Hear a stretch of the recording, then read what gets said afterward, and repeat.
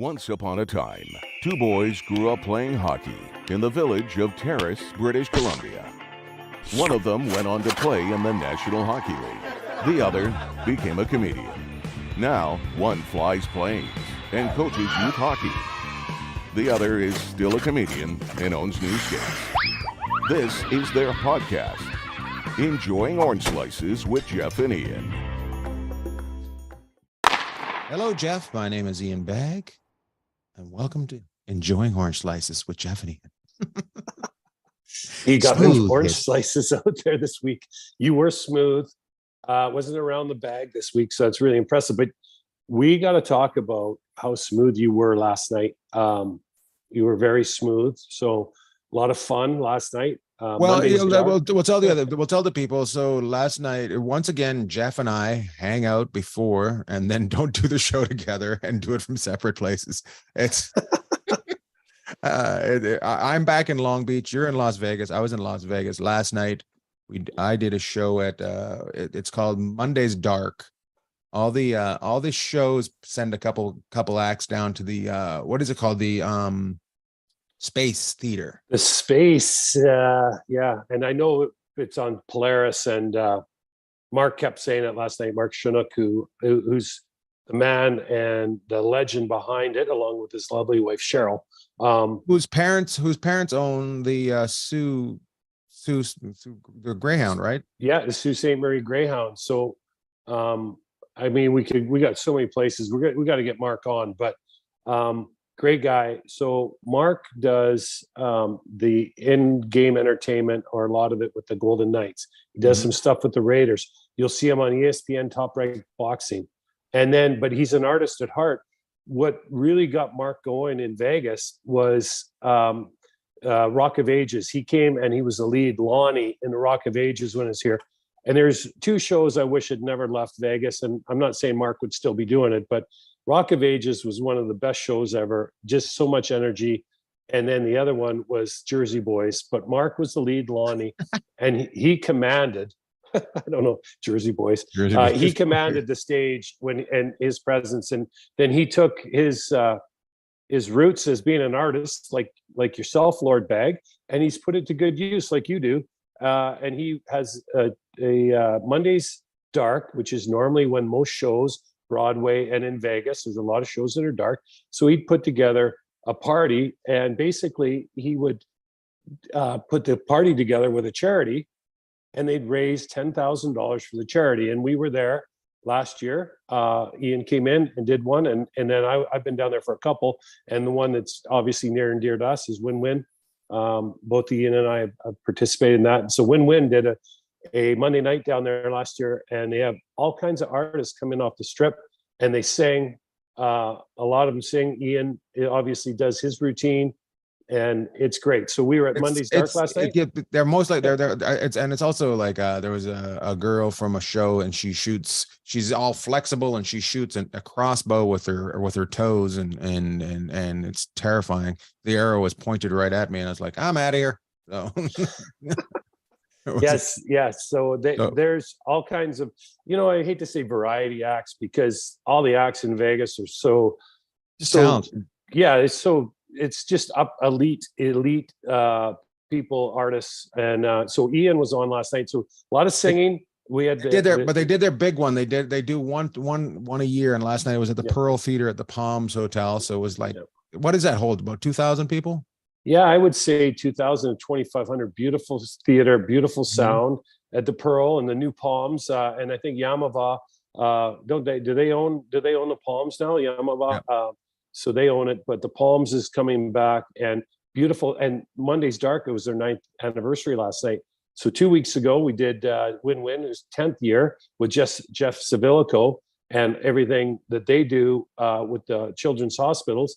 And Monday's Dark is a little bit more local than Win Win's throughout the United States, and growing more, I would say, globally. Whereas Win Win focuses on, Monday's Dark with Mark Chinook focuses on local, raising money for local charities and people in need. And it's a lot of fun. And Ian came down and knocked it out of the park last night. Avoid getting shot by a crossbow. Which was the act before you? Yeah. I was, hot girls with crossbows. That's what I had to follow last night. I'm just like, oh, everybody had backup dancers but me. Yeah, you kind of came on the stage, kind of almost looked like you were lost because Yeah. everyone else had a band or Who's the an janitor? entourage. That's what they are. And I didn't have any sparkles in my clothing, nothing. I didn't fit in at No. all. No, that was funny. Ah. But I'm wearing the jacket you gave me, and I saw that. So Ian's got 2 jackets that are the same. I'm wearing one he gave me a couple weeks ago.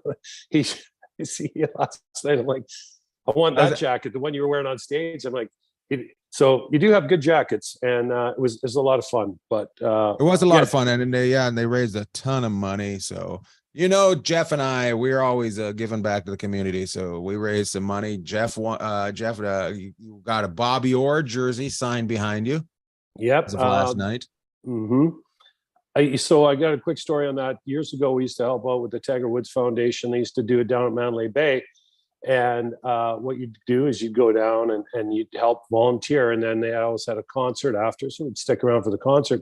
I'll never forget, there was a Wayne Gretzky jersey in the silent auction.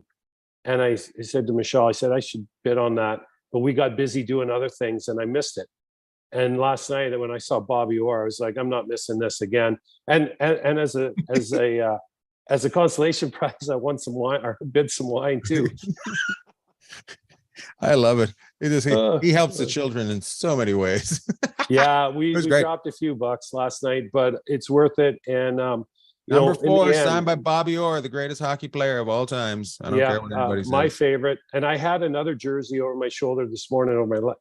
It was number 4. I have a jersey with number 4, but I put the Wrangler one up there because we'll talk about that later. But the number 4 jersey just didn't quite look from the 80s, didn't quite look the same as the number 4 jersey that Bobby Orr's got behind me. So signed jersey, my favorite player of all time. And I got a lot of them. But I just think he changed the game. Oh, his headphones fell out. At least my phone never fell down. But Bobby Orr changed the game. And now you're starting to see, all these years later, his impact on the game is alive and well. Absolutely. Our guest is in the waiting room. We'll come back and talk about what's going on afterwards. We'll get to our guest and have a little chat with him. Our guest today is brought to you by Super Deker. Super Deker, it is a training system that helps you stick handle so you can be like Bobby Orr, not number 2 Ian Bagg. You can get out there and you don't need ice, you don't need anything. All you need is a stick. Plug it in the wall, and it's pretty. We both have one, and they're pretty fun. They're really fun. So make sure you go to superdeker.com, use the code SLICES, get yourself a little bit of a discount, and Super Deker. It'll change your hockey life. So get out there and do it. I think I have a tractor coming into my room. Can you hear that? Yeah, that sounds pretty good. Oh man, it's very impressive. They must be moving sand right out your balcony today. I'm moving sand into my room right now. Everything's shaking. Let's go to our guest, shall we? Our guest today is the director of hockey at Las Vegas Ice Center, right? Where is it? 215 and Flamingo. 215 Flamingo there. I know Jeff knows where it's at too. And they're called the Storm, right? Is that what you guys are? Yeah, so our youth club is called the Las Vegas Storm, yes. And how long have you been running it? This would be my 3rd year now. And you're originally from Las Vegas? Yep, I was born and raised in Las Vegas up until I played junior hockey there. You played junior hockey. Where did you play junior hockey? I played for the Tri-City Storm in the USHL. Nice. Okay, let's go back to the beginning. How does a kid, because how old are you? About 31? That is correct. It's a good guess there, Ian. Nice. So you're about 31. How does a kid, 31 we years should probably old? tell everybody who we're talking to too. Hey, Lord Bagg, maybe start off with Kenny Brooks from Las Vegas, Nevada. What do you think? Well, all right, then I'm just going to get. I mean, he's got that soothing voice, but people might not know. So Kenny Brooks, Las Vegas, Nevada, Las Vegas Storm, Las Vegas Ice Center. Director. I was trying to figure out how we get to call him Ken because he's 31 years old. I want to call him Ken. I'm not there yet. You're not there yet? Not there yet, no. Okay. Well, welcome to the show, Kenny. Jeff has just taken me down and we're gonna have a great time. But my curiosity is how a 31-year-old kid started playing hockey in Vegas. before the Golden Knights came to town, after the Thunder were there, and because it just seems odd to me, and I'm sure to some people, that you have this hockey career. Yeah, no, I get that quite a bit there, but it's my parents tell the story all the time. When I was about 5 years old, I went to a skating birthday party and there was hockey on the other sheet, and I went up to my dad and said, if you let me play hockey, I'll never ask for anything again. So that's how that one started. I didn't hold true to that promise by any means. You asked for a couple more things?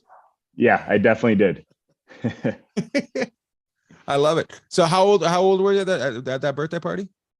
5. So I started when I was 5, and I think I played roller hockey for the first couple years up until about 7, 8, transitioned over to ice, and just kept going from there. I had a question for you, just because he brings up roller hockey. Do you find the guys that play roller hockey have a little bit more skill? Yes. Like the guys that start out playing roller hockey, it's a different. They handle the puck different, I think. No, that's definitely true, and it probably has to do something with the no contact and just the way the game is played. There's no offsides, etc. Right? It's more of a creative game, I'd say. Right. But growing up in Vegas, I mean, that was extremely common. I think the large majority of players that I played with played roller hockey to start with. Even a guy named Micah Sanford here, he played roller hockey all the way up until his last year of midget, and then went on to play college hockey. Yeah, good for him. I played ice and was cut. Hey, Kenny, I have a question for you. You were what rink was that in Vegas? That I'm assuming you were at the birthday party in Vegas. Where were you when? What rink was that when you said to your dad, "Hey, I want to start playing hockey"? Yeah, so that is currently the rink that I work at. But back then it was called the Crystal Palace, and it was 2 sheets of roller hockey. Oh, so it was. So when you went to this party, it was roller hockey. It wasn't ice. Yep, on both sides. Yeah. So you Both wanted to sides play. of You roller. wanted to play roller hockey. That's what for your first scene. You want to play roller hockey. Correct. Yeah. So I went and, like I said, started in roller for I think about 2 years, and then transitioned over to ice. What transitions you over? Do the kids start pushing you towards that way, or do you just kind of get interested in the ice? I don't remember the exact time or exactly why. I mean, I probably had kids on my roller hockey team that played ice as well and things like that, and heard them talking about it, wanted to give it a try. And do you go back to roller, or as soon as you go to ice, is it like, this is my game now? So for me, I went right to ice, and you know what? I actually didn't play roller again until I was playing junior hockey. And pretty funny, I was the only guy at Narch Nationals there that couldn't stop on roller skates. So just glided by everybody. Yeah, playing with all these elite roller hockey players, and I couldn't even stop. So I caught a few chirps that weekend. Yeah, I bet. But you didn't hear them as you glided by them. Nope, that's right. Hey, so Kenny, then how old were you when you started? And then kind of talk about, I mean, the minor hockey program in Vegas now and at the Storm, and what's going on here is crazy compared to when you started. How many kids were, on your first team? And you guys had some good players with you and some good coaching, and you guys traveled, but like, how would a tryout look back then compared to the way it looks today? Like, how many kids would show up, and who would you guys play? Yeah, I mean, it's completely different now with the numbers and what you're talking about. I mean, we probably had as many kids trying out throughout the entire club as we do for one age group now, right? So it was a pretty small community then, not a lot of hockey players, or even people knowing that hockey is in Vegas at that time, right?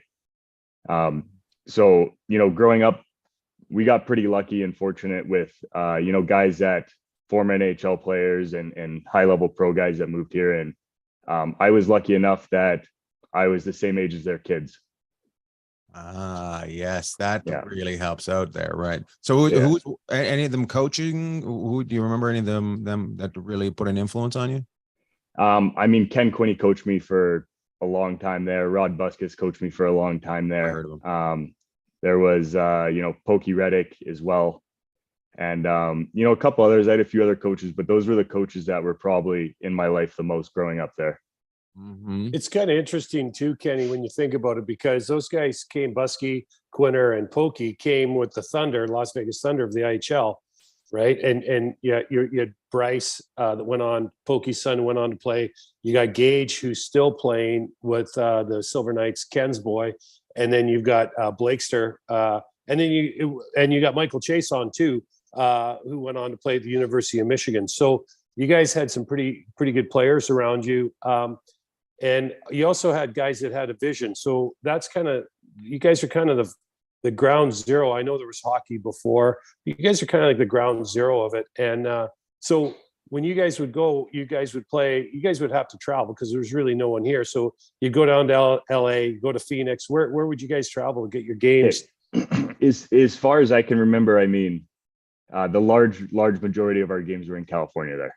Obviously, you had the Arizona, the Utahs as well. I think Utah wasn't quite there back then. Now they're a pretty good area for hockey. You know, as you got older, you go to the Michigan, Chicago's, things like that. But when, you know, from Pee Wee down, I think it was mainly almost every trip was to California and you know, Arizona every once in a while. Now is it switched? Has it switched over now? Does everybody come there? Do they want to how many tournaments do you guys put on a year? Yeah, so from our organization, we put on 2 tournaments at home a year.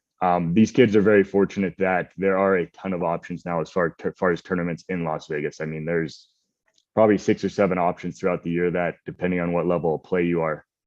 But I mean, if you're an A team in this town, there's probably 6 or 7 tournaments that you can do at home throughout the year, and it's Huge. Yeah, it's awesome, and it's kind of funny to hear that some of the parents, you know, some want to travel, some don't, right? But you get the complaints of, you know, we want to travel more, and I think back to when I was playing, and I was like, you know, I would have given anything to have a home weekend back when I was playing, because we'd get maybe one of those a year if we were lucky, right? Yeah. Well, you know, it's funny about that in Vegas. They want to travel, but people don't want to drive from from your rink over to the lifeguard rink across town. They don't want to go from Summerlin to Henderson, which is 215 the whole way, right? Yeah. But now it's like, yeah, we like that's forever here. But in California, you know, 30 minutes is nothing to them. 30 minutes or 40 minutes in the Las Vegas Valley is like an eternity to everyone. So it's kind of funny to hear parents say that. But so you guys went out. You guys had some pretty good players, but you guys also got in some big tournaments. Like you guys were able to travel to Chicago, you were able to travel to Quebec. Maybe talk about how you guys, you know, started to get competitive and some of the players. You guys had Jason Zucker too, correct? Yep. That is correct. That was my job when I was younger. Just give Jason the puck, get out of the way. So, Wow, man. Yeah. But, so you're kind of awesome lucky, job. right? Yeah. Yeah. That added to my point totals in Pee Wee. So. Did you guys end up in the same, when you went and played junior, you end up in the same place, or did you guys go separate places? No, I mean, we did for 1 year because he actually played for the US program there. Uh-huh. And that actually was, I believe, my first year in Tri-City. So I got to play against him a few times as well as Sharp said, Michael Chason was up in Omaha at that time too. So us 3 got to play against each other quite a bit. I played against Michael for 2 years there, and then 3 years while he was at Michigan and I was at Penn State. Hey, Kenny, I just want a lot of people that watch our show, or I guess listen to it, might not know much about the USHL. Okay, so we talk about junior in the Dub, WHL. I played there. We talk about, you know, college, but a lot of people maybe don't know so much about the USHL. Maybe just explain your time there, what that league's all about, and the level of play, because that's a big feeder now, obviously to US colleges, but also, you know, as kids get ready to go play pro. Yeah, of course. And you know, I hear it more and more, even when I was coaching there. You know, more and more Canadian players are getting involved in the USHL and Europeans, et cetera. Back when I was playing there, you know, you'd mention the USHL to some Canadians and they go, I've never even heard of it, right? And they're very high level hockey players and have no idea what it is. But essentially, it's a great feeder to go into college hockey. If you want to play college hockey, that's there's obviously other great options, but that's the league, in my opinion, that you want to go to. I think there's something in between a 95 and 99% scholarship rate coming out of that league. So you get your foot in the door in that league, you're probably going to play college hockey. And you know, it's a big development league, like you said. For me, it's, unless you know that you're going to be an NHL hockey player with absolute certainty, I'd go the USHL or college route, especially if you're a guy that, has the ability to play juniors, but you're not at that level to play NHL and you need more time to develop your game. Going to the USHL for, a couple years and then 4 years of college is a great route for you. And so maybe tell people a little bit about, first of all, how many games, how many teams, how many games, and then there's that USHL or the US development team that plays in that league or did play in that league. Maybe just touch on how many games, how many teams, and then talk a little bit about, because that's kind of unique or was unique to have that development team in the USHL league. Yeah, absolutely. I believe when I was playing, it was 60 games. I believe that might be up to 65 now. And I think they're at up to 16 teams now. When I first entered the league, there was 12 and then we expanded to 14. And what age, what age is this? So it's the same as the WHL and major junior. Essentially each team can get 1 or 2 16-year-olds and then you go up to 21 and you get 4 20-year-olds there. So everything in between there. 65 games. Yeah. And then, and 16 teams. And now talk a little bit about that US development team and because you guys really want you to talk about that. Yeah. Well, because it's unique. You don't see that. You won't see that. I don't know if you'll see it anywhere else. Yeah. So actually right before I stepped into the USHL, they were actually competing in the North American Hockey League. So the NAHL there. And then my first year in the league was their first year going to the USHL. And I mean, it's a pretty cool experience. I mean, a lot of those guys, large majority of the team gets drafted, large majority of them get a shot in the NHL. So you get to play against those guys. I mean, obviously they're a little bit younger, right? So they have 2 teams. They have a 17U and an 18U team for the national team there. The 18U schedule is, half USHL, half scrimmages against colleges. And, the rest of it is, international play. And as far as the 17s, I think they play the bulk of the games in the USHL, but it's, their schedule is, half USHL there and then half international play. Were you ever approached by them? No, I wasn't close to that one. Really, huh? It was. Yeah, they, I think by the time I got 2 juniors, my age group was already out and in college there. So. Interesting.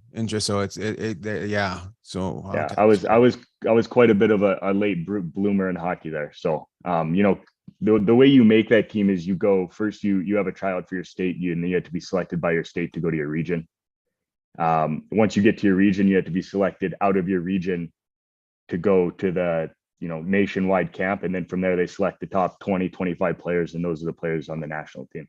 So it's kind of like, the Hockey Canada program, but not putting a team into the WHL kind of thing, right? Correct. Well, if I'm correct on Canada, those players play in the WHL, but on separate teams, right? Here they put them all on the same team, and it's a pretty level playing field just because, I mean, they probably have more skill than the rest of the teams they're playing against, but they're younger by, if it's a 17U team, they're 2 or 3 years younger than the rest of the guys they're playing against. It's kind of an interesting idea to put that together. What do you think, Jed? Do you have that? Put it there. Yeah, well, I know they used to get. Could do an East and a West team. Yeah, Kenny, how competitive? I mean, obviously these are young kids that are, very sought after. But I remember hearing they get pumped pretty good. Are they a lot more competitive now? Are they upper echelon, or where would you put them in the league? It honestly depends on the birth year. Sometimes you play a birth year and they're lights out, and sometimes you play it's a weaker birth year and it's kind of easy, but. In the USHL, like I said, the 17s and 18s, they kind of split the games there, and you could play either one. So if you're playing against the 18U team, they're pretty good and they're hard to beat. The 17U one, again, this is their first experience with juniors. They're a little bit younger, weaker, etc. It's usually an easier game unless you just have, again, a lights out birth year at that age group. But it's essentially you're playing the 18U one. That's going to be a tough game. The 17Us are, a large majority of the time you're probably getting the win. So then after that, you go to Penn State, and people might or might not know this about you, but you were you guys were the building blocks of that program, right? I mean, Penn State University's nationally known, obviously it's globally known, and you guys basically got that program off the ground there. Maybe talk a little bit about your experiences there and some of the fun things that you had to deal with, and then some of the other stuff that being coming late to the party against the Michigans and all these other strong universities, what you guys kind of learned. Yeah, no, it was definitely a pretty cool experience. I mean, going in, I believe my freshman class had 12 kids in it, or 12 players, because obviously we're the first class. And so we had 12 in there, and essentially, we had a few transfers for 2 or 3 transfers that would be sophomores, and the rest were guys from, the club team the year before. And, we're going against Wisconsin, where half their team's going to the NHL the next year. That's a pretty tough game there with, all freshmen and half club and a few transfers that are sophomores, right? One drunk guy. But it was a really cool opportunity. I mean, as a freshman, I got to go in, and I can, this is the case for all the freshmen. We got to go right in and play, right? Mm-hmm. And play against top competition, where, if I went somewhere else, I'd probably be in and out of the lineup my freshman year and trying to battle just to get into the lineup. But instead I'm playing on, first, second line, whatever it may be that day. And it was a good experience and good growth for all of us as freshmen our first year. How many club guys did you have on that team? I want to say roughly 10. Really? Really? Yeah. And good guys. I was going to say, keep in mind too, there's a few of these club guys that, saw this coming and came in for that, right? They were told you come play on the club team, you'll be given an opportunity to, possibly make the Division I team the next year. So I would say they were above the club level. Okay. As hockey players, they were a little bit better than that, the majority of them. And yeah, it was a pretty cool experience, like I said. And somehow that year we went 500 against Division I teams, which was, that's great. Pretty incredible and cool. Yeah. Hey, Kenny, talk about some of the kids that young men now, or men that you played against. Cause I'm thinking of you, Michigan, cause Michael was at Michigan. So I'm thinking you would have played against Larkin, Trouba, Hyman. Yep. I could probably list off 30 of them just from Michigan that are in the yeah. NHL So now, yeah. maybe just some of the names, throw some of the names out there that would have been at Wisco and the Ohio State and some of these Bowling Green, some of these other schools you would have played, like off the top of your head. Yeah, I mean, you had like you said, I mean, that Michigan team was loaded a couple of those years we played them. You had Andrew Kopp too, like you said, Dylan Larkin, Trouba. Every year they brought in 2 or 3 just stud freshmen that the next year were just in the NHL, right? And it was just rotating wheel. So there was a good amount there, and you look at that Big Ten right now and how successful those teams are. I mean, I think every team with the exception of one is in the top 20, and there's 5 or 6 in the top 10, right?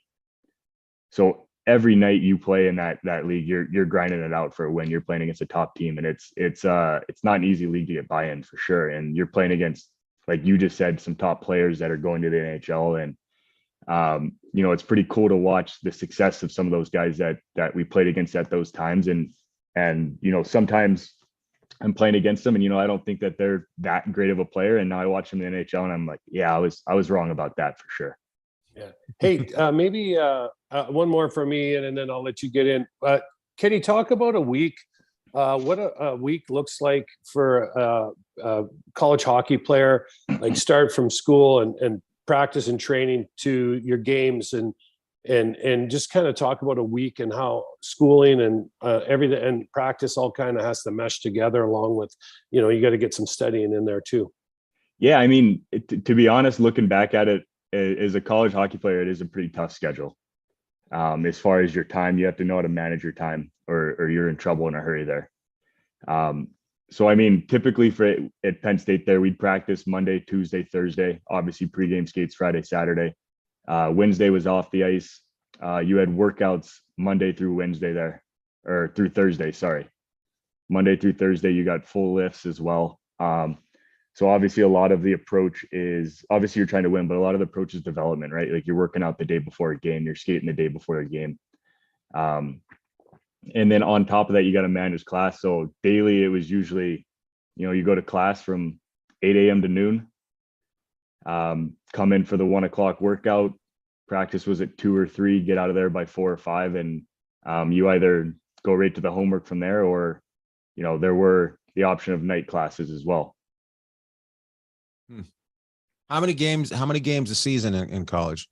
Roughly, it's just above 30, unless you make it further in the tournament. There, you can play, about 40, 45 as well if you make it all the way. Do you think we're going back to the U.S. U.S. Junior Hockey League?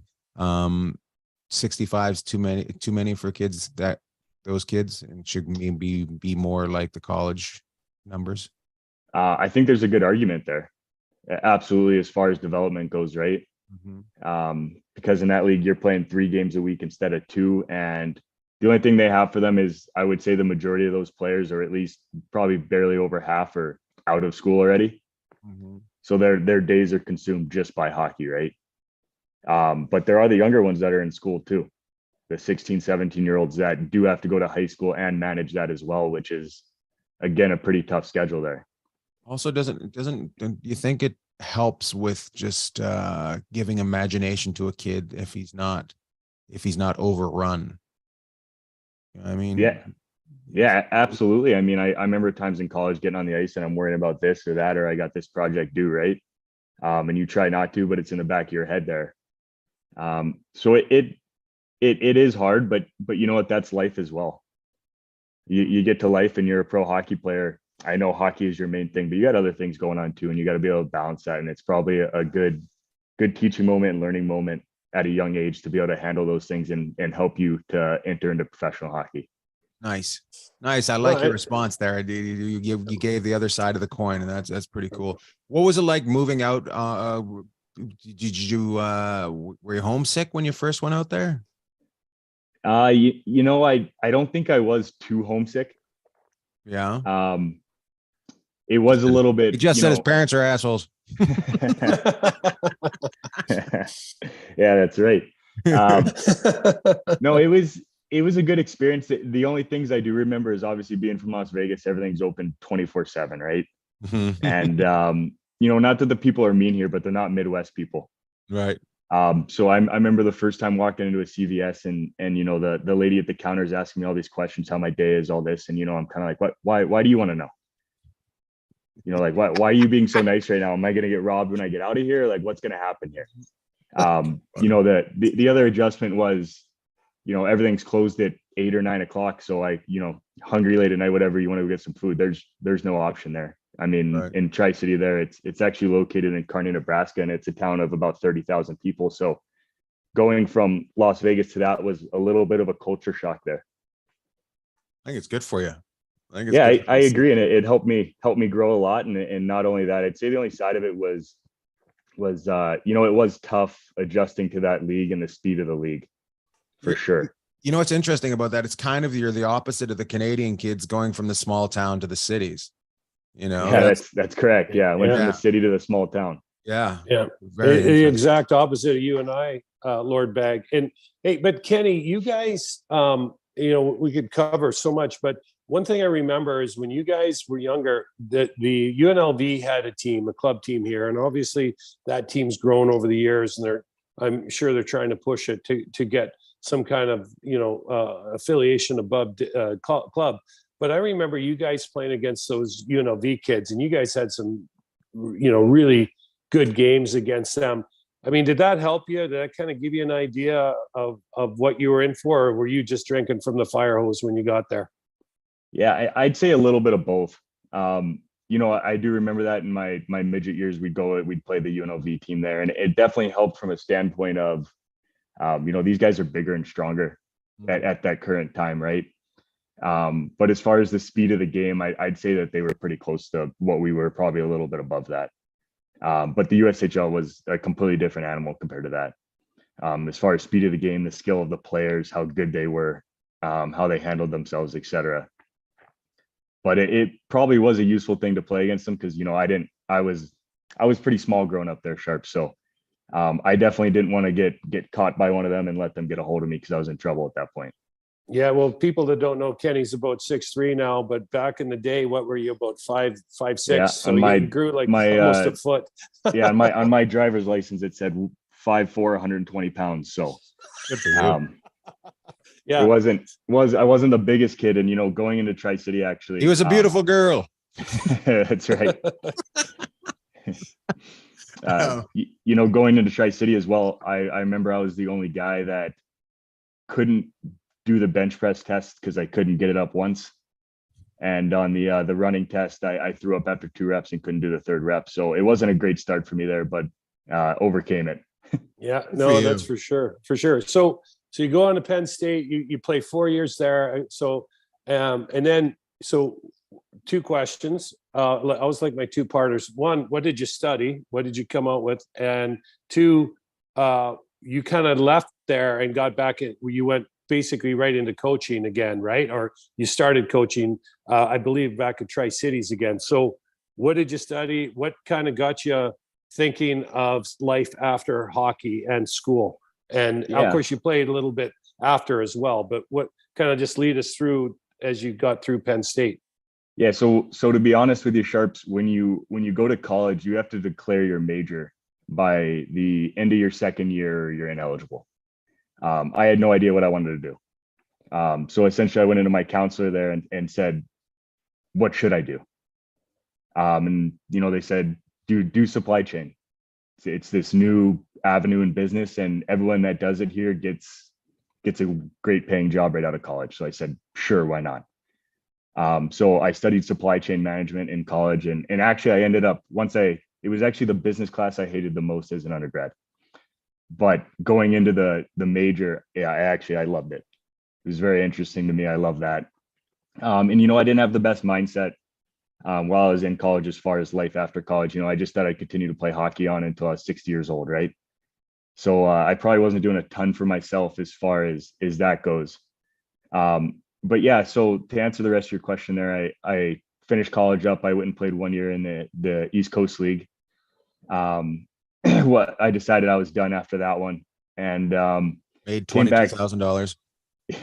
Yeah, that's right. I was tired of getting beat up for $300 a week, so Right. I was done with that one, and then decided, you know, I kind of came home, didn't know exactly what I wanted to do. I'd help at the rink here and there, probably, you know, 3 nights a week for an hour or whatever. It wasn't much, just trying to figure out what I wanted to do. And then Tri-City actually has their tryout camp in Las Vegas every year, so those guys came to town and asked me to help out a little bit at camp. And, you know, I did that, and, you know, started asking me for opinions on players, things like that. And at the end, the head coach, actually, Anthony Noreen, came up and said, hey, why don't you come coach with us this year?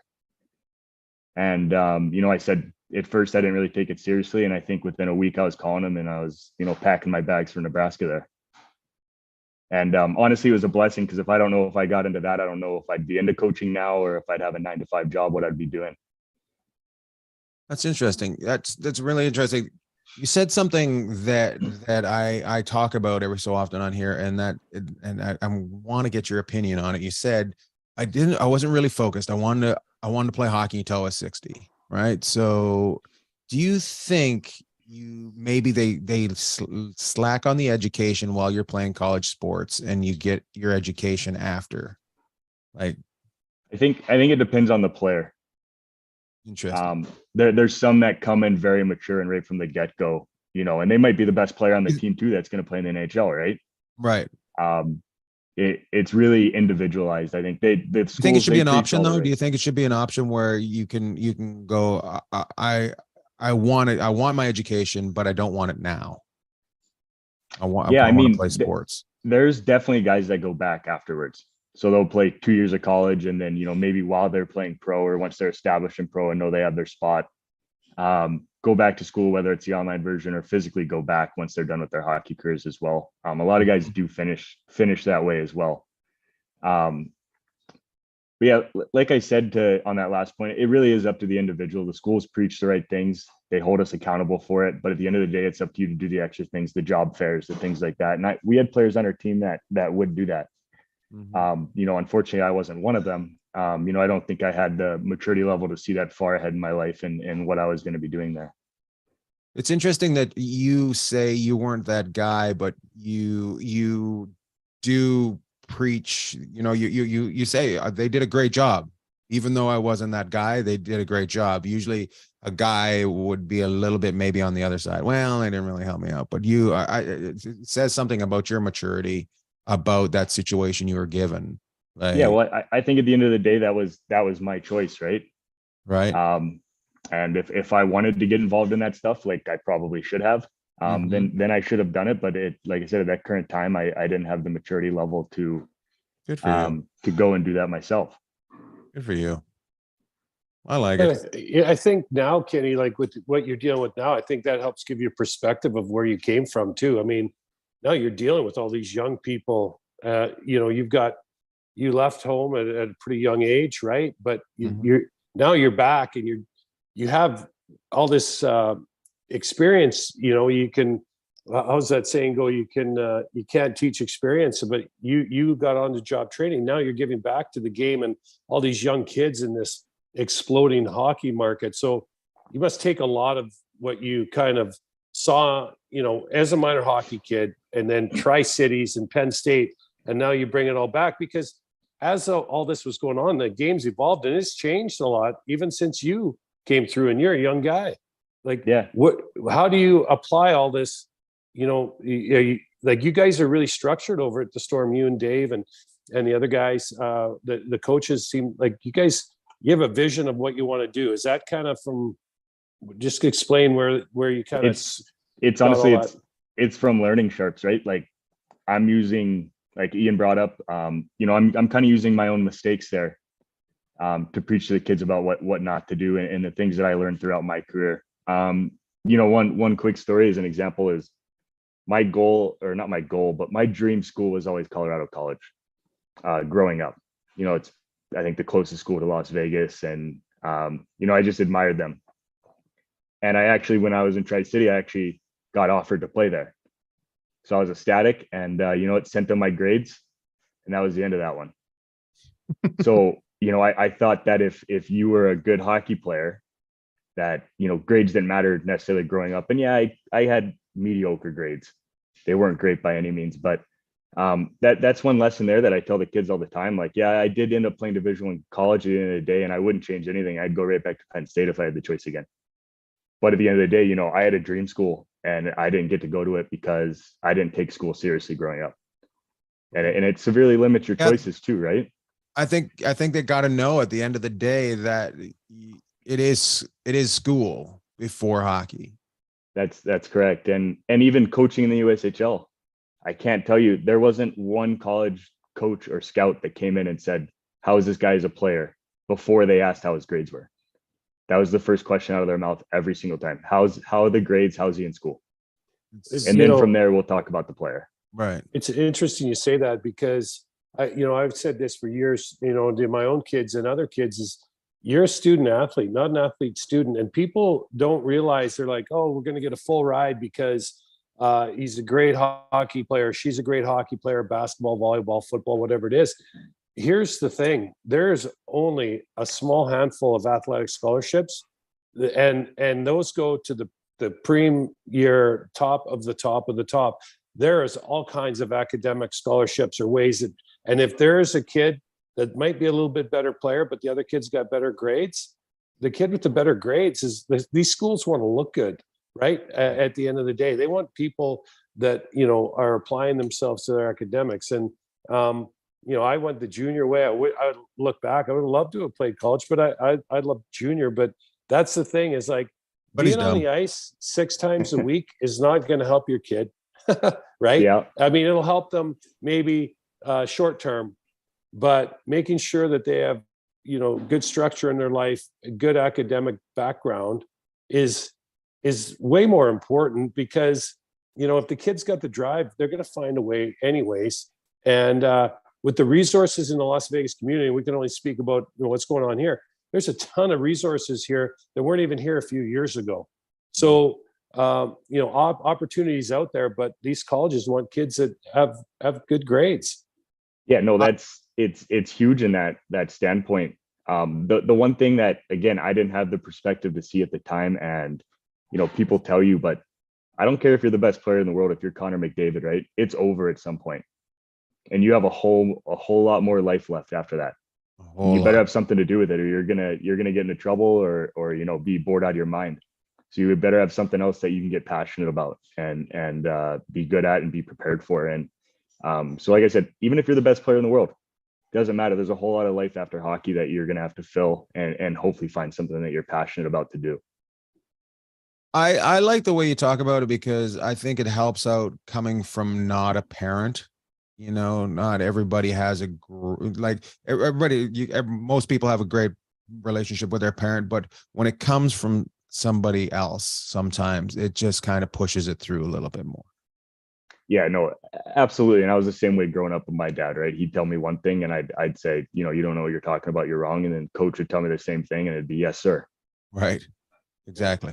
Hey, so Kenny, maybe talk about like, okay, so people like the Brooks family, your dad Kirk's huge into hockey, your mom Co's a saint, wonderful, just classic hockey mom. Your sister Brittany played college hockey as well. She's involved in the rink, and your dad's obviously involved in the rink with you.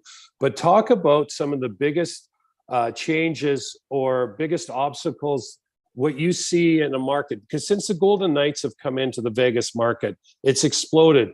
But all the Golden Knights have done is win, and so everyone just thinks that, you know, they're kind of chasing their tail. What would you say? I know you're talking to parents all the time, but obstacles. But what do you kind of say to parents to kind of just like, hey, your kid, it's a game. We're here to help develop them. Like, what do you see in this community? Because I mean, it's kind of out of whack in a way, right? Yeah, it it certainly is. It's the biggest obstacle right now is just the education of the parents as far as their child's hockey development, but not even hockey, just development as a person, right?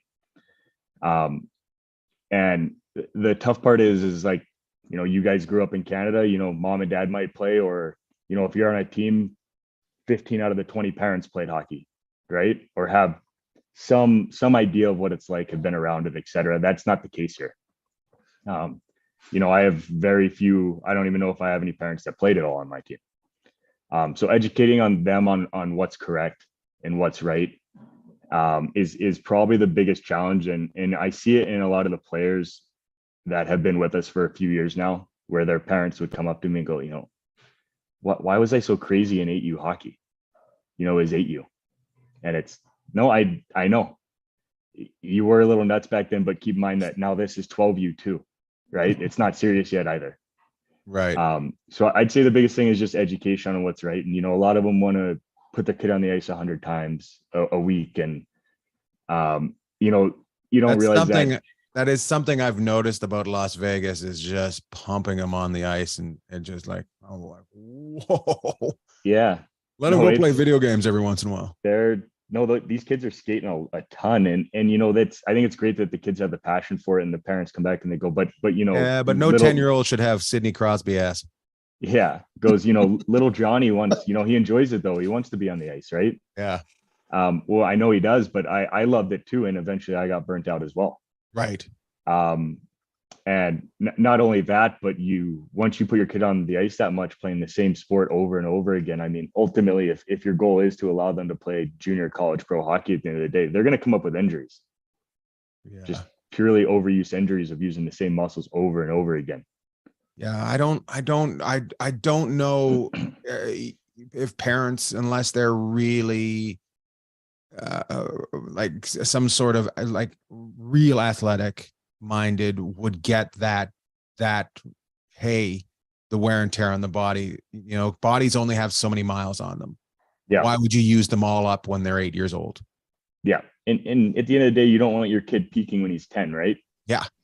You don't necessarily want him to be the best 10U hockey player. You want him to peak once they're getting, you know, junior college pro, those levels, if they're fortunate enough to play at those levels. Mm-hmm. Well, and the mental weight of it too, you know, I mean, that's something that gets lost, is these are just kids. And we had Matt, our good friend from 960 Sportsnet up in Calgary last week, said, you know, it's just a game. And that's what we have to remember. And what I was with our kids grew up, soccer was big, and you know, they're just a few years behind Kenny. But what I always said to the parents I worked with there and the parents I see now and today is, our goal is to make sure your kid's still playing hockey or soccer or whatever it is at 15 and 16. Then we can start to look at things. But if they drift and we burn them out, or they get injured and they're not having fun, it's not going to work out for anybody. And you know, and you know, that's kind of an education piece that needs to go beyond just the Las Vegas Valley. It needs to go out there to everybody. But Mhm. Kenny, I guess the question becomes, right? So now we're like, okay, we're serious, we're developing. Now we got to go play games. Where are you? And I've watched you guys play, and I've been on the ice with you. And Kenny's got a really nice little team. But where are you? Who's the leader of the pack? You guys are California. You guys have been to. I think you were in Chicago. You guys were in Colorado this year, Arizona. Where do you guys fit in the desert Southwest, or just even you could go a little bit more broad than that? Where is Las Vegas hockey? Who's kind of leading the pack as far as states in the U.S. right now? Yeah, absolutely. And for Vegas hockey, like it's still in the growing phase, right? As far as the development of the kids. And I'm actually seeing our market, our kids develop faster than a lot of the other markets that we're playing against, which is awesome. And that's very similar to when I grew up playing here. You know, we weren't the best when we were younger. By the time we were older, at the 16U, 18U levels, we were playing against some of the top teams of the country and, you know, shocking them. Right. So, you know, I see that more as the path for Vegas. We're going to just keep getting better and better here. But I mean, hockey's pretty good in the US pretty much no matter where you go. I mean, obviously you have the Michigans, Chicago, some of those Northeast states that are just, they have some very elite hockey programs. And actually our 10U team has been fortunate enough to play a couple tournaments with those teams, which is extremely cool to me, you know, coming in and having this role. You know, that was kind of part of my 10, 20 year plan, not my third year in plan. So that's pretty cool. But yeah, there's some great teams in California, Arizona, even like I said, Utah has really stepped it up and they have a great program now as well. Somebody's going down in the background. Kenny, you can't rattle Kenny. He's going to get the answer out. And so I guess as a coach, and we'll get wrapping you up here soon. But my question is, because I see Kenny all the time, but I see Kenny all the time. So we talk all the time. But Kenny, what do you think the optimum amount of ice time or practice for a kid that, you know, you're talking to a parent right now and they want to know what to do. Their kid really loves the game, wants to do more. Where's the happy place for training, practicing, and all that? Absolutely. I mean, to be honest, Jeff, I'm still finding that line myself, right? And I'm playing with that while I see some kids in our program trying different methods and seeing, you know, who's improving, who's not, things like that. And you know, there's some in our program that skate twice a week or only come to the team practices, and you know, they're some of the best in our program, right? And there's some that skate 12 times a week, and they're some of the best in our program too. And but it's a hard line to draw. If I were to give you my opinion as of right now, and keep in mind my opinion changes by the year or even by the month sometimes, but I would say get on the ice a couple times a week, right? But make sure you're having fun, enjoying it. But try it, do other sports, do other things, become a more rounded person, well-rounded person. And I think that ultimately that's going to help you in the game of hockey. Not only that, but you know, some of these other sports, you can learn so much from them as well. You know, the part that Vegas hockey I see struggles with right now is we've gotten our kids' skill level up to the point of a lot of these other markets. But as far as moving the puck, supporting the puck, and working as a team is where we're struggling at. And, you know, you can learn that from the other sports. You play basketball, you play soccer. It's the same concepts, right? Just in a different format. Street hockey. Yeah. Go play. And how I grew up, honestly, playing was my dad, you know, worked at the rink. So I'd go in with him at 8 a.m. and leave at 8 at night, right? And yeah, I was on the ice for a large majority of hours there, but they were all just shinny. Just playing 3-on-3 with my buddies, almost kind of, you know, pond hockey style. Mm-hmm. And I think that there needs to be a lot more unstructured play in hockey, letting the kids have fun and really enjoy it and learn for themselves. And obviously have a coach there to guide them in the right direction, but not giving them all the answers either. Mm-hmm. I like that. Yeah. Unstructured play is very important. Take it, you know, we want results immediately now, right? We press our phone, we don't get what we want, we shut it down, we get it back as quick as we can. People and humans aren't like that. And, you know, when I talk to parents, I'm like, well, let's look out a ways. Like, we're in August, let's reevaluate maybe after Thanksgiving or around Christmas. And then you know, you don't need to reevaluate after every session or every game. The main thing is these kids are having a good time and they want to keep coming out. And, you know, while we talk mostly about Kenny's team, the other thing is the growth of hockey here on the girls' side in Vegas is incredible too, and throughout the United States. So, you know, there's a push for the amount of ice, but there's also a huge, the demand is way outweighing the supply right now too. So go do other things, go play street hockey, because the amount of ice is not going to be, you know, it's not there. And so don't force it. And it also, to go play street hockey, don't bankrupt yourself for a kid to play hockey. It's amazing. You know, I'm sure most of these people have a couple kids. So the amount of money they're paying, I'm sure I know you're running a team. It's absurd. But you know, yeah. Going to a tournament should be something special. It shouldn't be an every weekend thing, I think. Yeah, no, I completely agree with you. And that's another area of Vegas that is struggling, and where we need to do a better job educating the parents, is how you just said going to a tournament every weekend. Well, once our season ends for the Storm, you know, we throw on programs, things like that. We don't throw anything on with tournaments or putting teams together, things like that. But a lot of our players do find these tournaments, and then throughout the summer they're playing, you know, an even more rigorous schedule than during the season. So the season for these kids never stops, and you never get that moment of, you know, when I was younger, it's, you got to wait 3 or 4 months to your next season. And by the time that time comes, you're pumped, right? Right into the bed. You can't wait to get on the ice and work hard and have your season. Well, the kids don't have that moment. It's just, you know, it's just one long season for them, and they don't really get that break anymore just because of the specialization. And, you know, there are some parents that think that they have to get their kids out in front of scouts at 8 years old or 9 years old or 10 years old or things like that. And they have people telling them that, right? Yeah, it's amazing, Kenny. You bring it up. People might not even realize. I was kind of a little bit shocked by it, but you have parents putting together these summer teams, and they're going to play in tournaments, and like, and they're putting these teams together, and we're down in SoCal, or they're over in Colorado, or they're, you know, down in Texas, or wherever it might be. Like, I mean, the expense is insane too, and you're right. There is really no downtime. That kind of shocked me actually when I saw it. It's like, wow, we're just, you know, parents rent the ice and they're putting a bunch of kids on the ice. And the next thing you know, going to play in a tournament.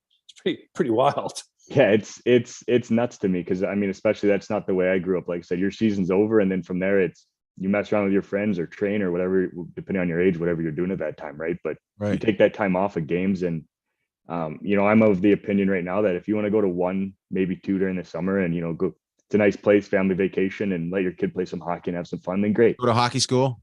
Yeah, but don't do 8 tournaments in the summer. Yeah. As we talk about tournaments, I want to say, you said you run 2 tournaments a year at your guys' program. What ages are those tournaments? We have all ages from all ages. Yep, 8U through 18U. How many teams come to those tournaments? A good amount. I mean, we have 14 teams, and we have a division for each one of those teams, and the minimum is 4 teams for each of those. So, I mean, a lot of those divisions are even up to 8, 10, 12 teams. So it's a lot of teams, and it's a big project there. But and if a Northern Canadian team's up there listening to this and they want to get involved in your tournament, how do they get a hold of you guys to put a team into your tournament? Yeah, absolutely. You just go to LasVegasIce.com. Right at the top page there, you'll see tournaments. I believe our MLK is already shut down for signups, but our President's Day is still wide open there. So just click on tournaments, click on the President's Day, and everything's pretty self-explanatory from there. There's contact emails there. There's how to register, everything like that. Be fun. And you know, I know Canadians love to come down to Vegas, so come on down. Why not come down and bring the kids to play hockey and just make a big excitement. Oh, and you know, another thing is Kenny's a great resource for people that are wondering where their kids' teams are as well. Like, I got some friends up in the Seattle and Portland area. They're trying to figure out their younger teams. They're trying to figure out where they fit in.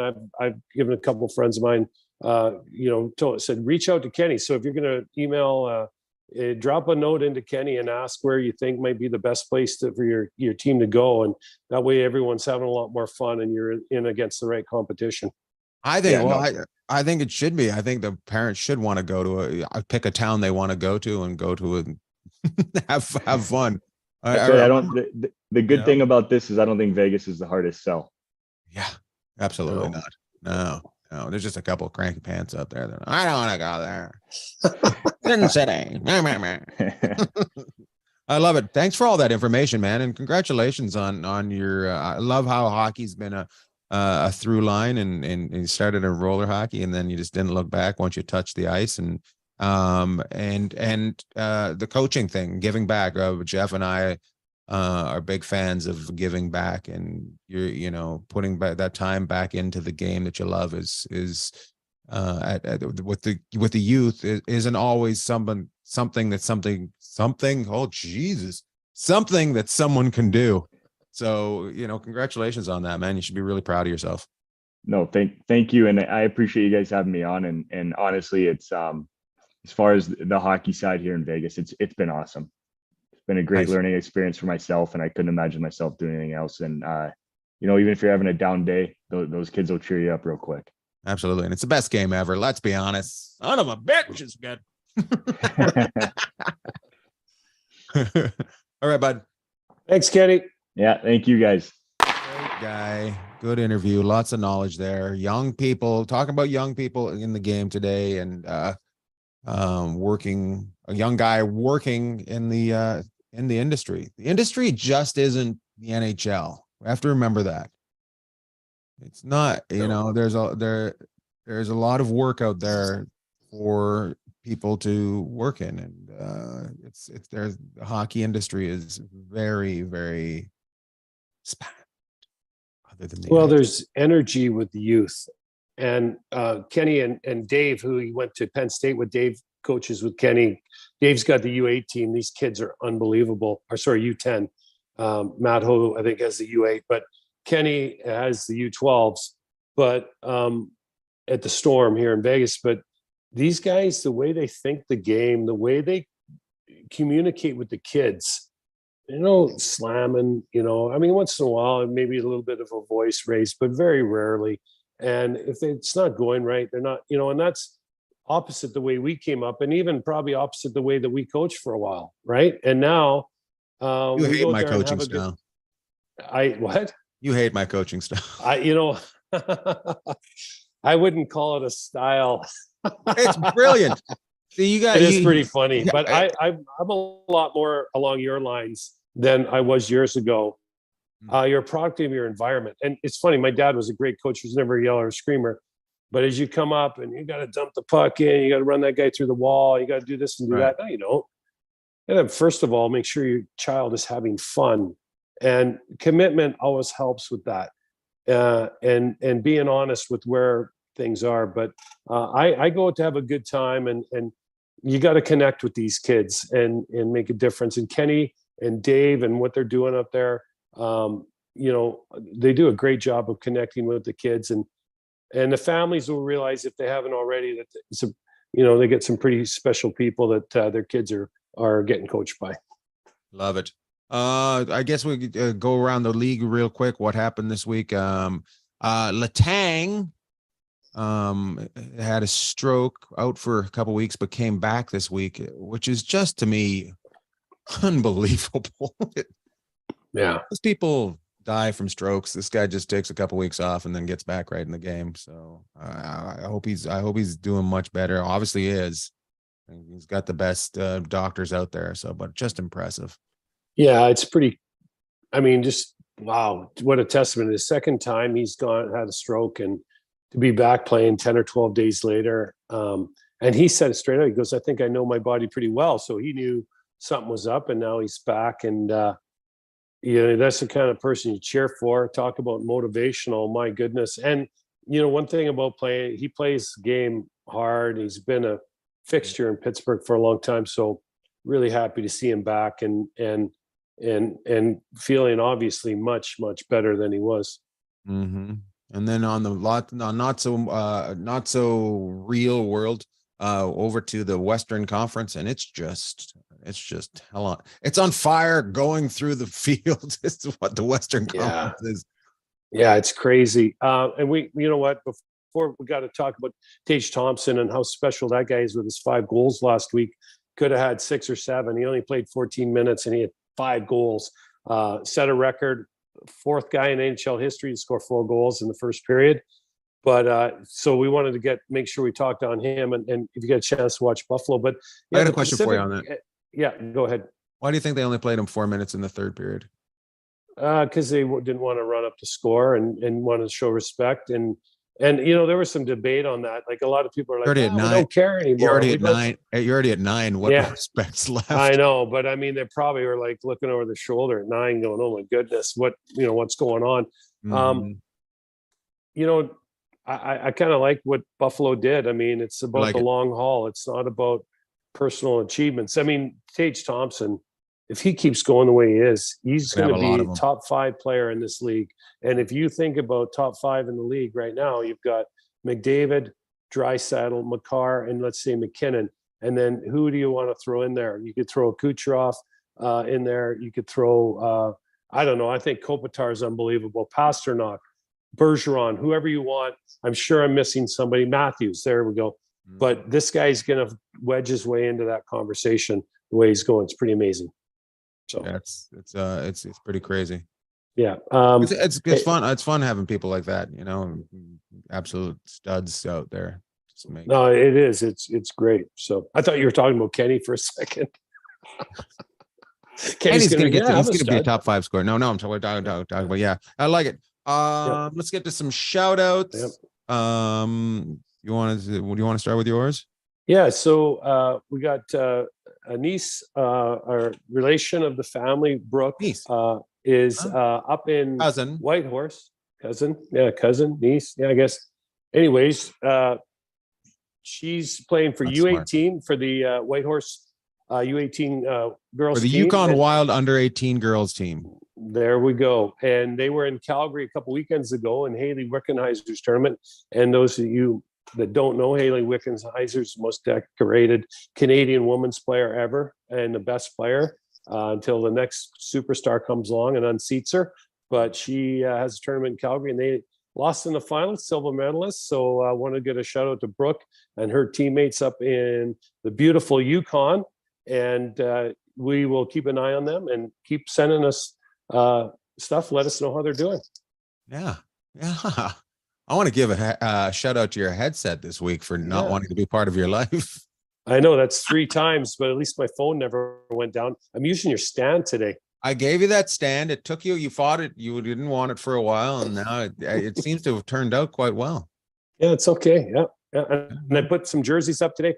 I wanted the Las Vegas Wrangler one. I touched on that earlier. So I wanted to talk about that. Obviously, Kenny Brooks grew up, and the Wranglers were here at the time, but also tonight, the Vegas Golden Knights, Derek England is running in a poker tournament event for the Vegas Golden Knights alumni, and there's some great charities involved with that. So I put the Wrangler jersey up there for Eggy because that's where I met Eggy when he was playing in the East Coast League before he went on to have just an unbelievable career in the NHL and probably the most decorated Golden Knight we've ever had, just because he lives here, his kids are from here, and just an all-around great guy. Nice. My shout out are for you and Luciano Cosmare because you guys were making me laugh so hard yesterday. Our friend Luciano, he works with The Weeknd a little bit, and he invited us to a concert last week, and we couldn't go, but to see The Weeknd. And you said something about who was it, and he said The Weeknd. And you kind of like looked and you go, and he said, "Do you even know who that is? It's not like it's Loverboy." And when he said Loverboy, your eyes got all big. I love Loverboy. It was so funny. You guys were making me howl. Oh, it's good. And then you told stories about Joey Kosher having Mike Reno in a headlock. That was the other one. Yeah, well, we have made up to touch on that some other Oh. day, but it was good to see Luch and Christine last night Oh. again. They're so And, good. Good people. Hey, you people, I felt like almost like Don Cherry there for a second. You people, everybody up in Canada, Juno Awards are March 3rd, I think, because I saw it on the TV all the time. Luch and Christine have been a part of the Juno Awards for what, 22 years now? It's 1995. We don't know if they're coming back this year, but when you think of Juno Awards, think of Luciano and Christine because they've been a part of it for a long time. So we had a lot of fun Cosmares. last night. Yeah. Yeah, I love Yeah. it. And we didn't even get to the Leafs, but I will say this as a parting, the Leafs have Everyone was panicking. They've 14 games in a row with at least a point. Pretty impressive. They're doing great. Yeah. This week's show is brought to you by Heady Gear, Brett Hedikin's backpack company. Go to headygear.com, check out their backpacks. We don't have a code for you yet, but at some point he's going to give us a code and we're going to get a little bit of a thing. But great backpacks. You got stamps that you can put all over your backpack, patches, and it's just good work. Brett Hedikin is new business right there. So we'll see you next week. Love to all. Love to all.